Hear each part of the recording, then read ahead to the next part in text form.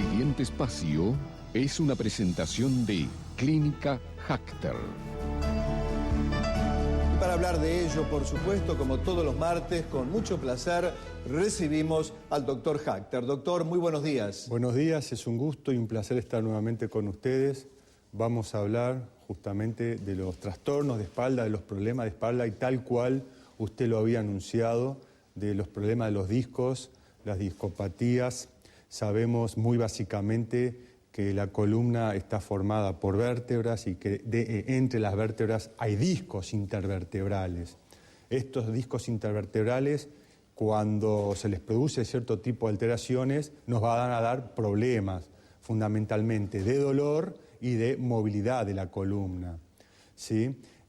Los discos básicamente son fibrocartílagos, están formados por una especie de sustancia fibrosa, cartilaginosa, que su característica anatómica y fisiológica, histológica, le permiten a la columna vertebral justamente los grados de movilidad que la misma tiene, y fundamentalmente también estos discos son acolchonadores, son amortiguadores entre las distintas vértebras para evitar, entre otras cosas, roces y fricciones. Pero por determinadas cuestiones de la vida, llámese muchas veces también por temas hereditarios, llámese también por trabajos un poco forzosos, trabajadores, digamos, de actividades rústicas, llámese en la ciudad o en la campaña.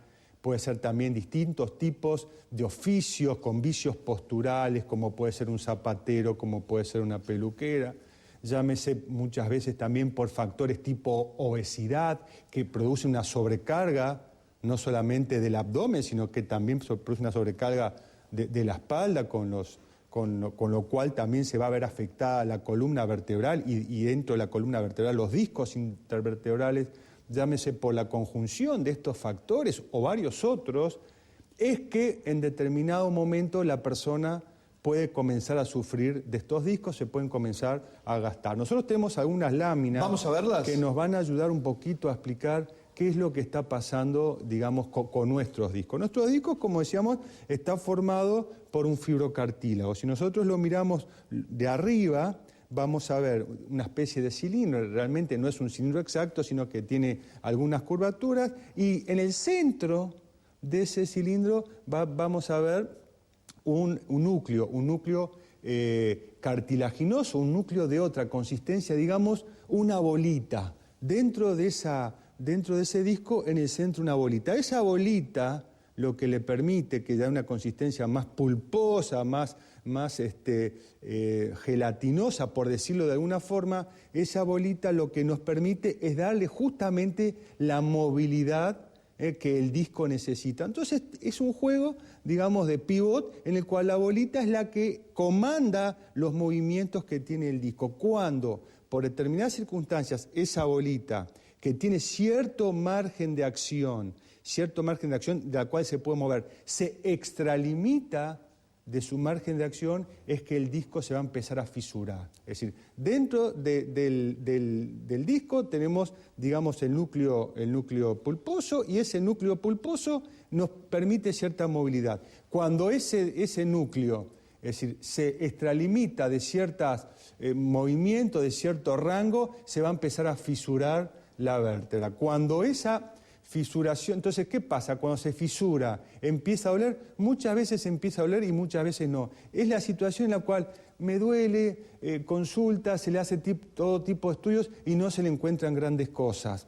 Cuando por determinadas circunstancias esa bolita, ese núcleo, se va hacia la periferia del disco, lo que vamos a tener justamente es una migración total de ese núcleo y va a empezar a tocar la parte externa, el anillo fibroso, la parte externa del disco. Puede llegar ese núcleo central a tocar el anillo fibroso.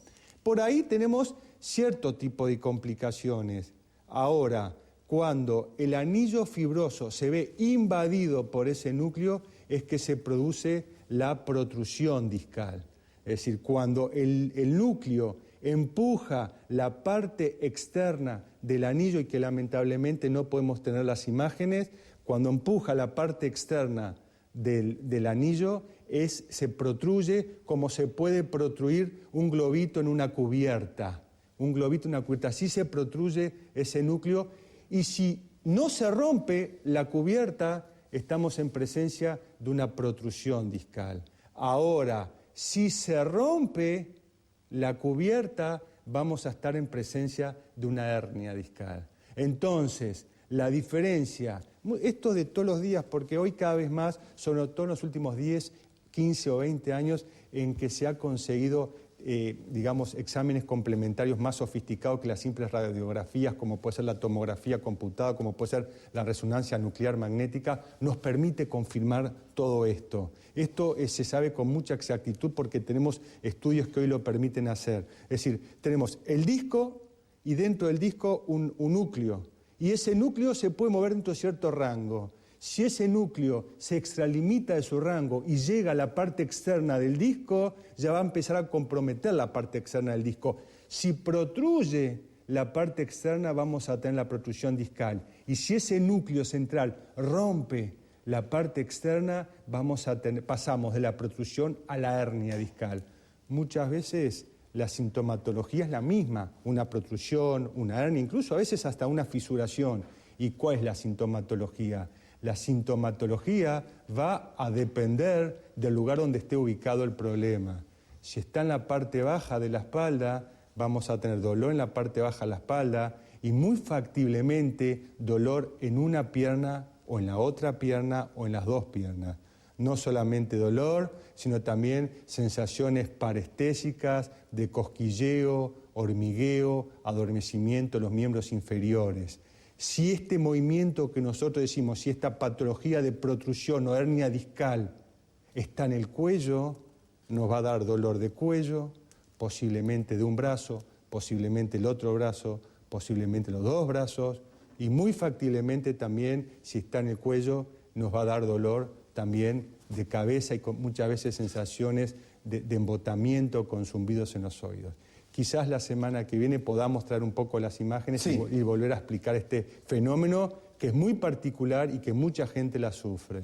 Muy bien, gracias doctor Hackter, hasta la semana venidera. Ahora nos vamos a la pausa con testimonios sobre el tema central que encaramos mañana y ya estamos con el doctor Pedro Bustelo para el gran capítulo de la depresión, un caso clínico desde el mundo, pero además la novedad científica que acabamos de brindarles a ustedes. Ya retornamos.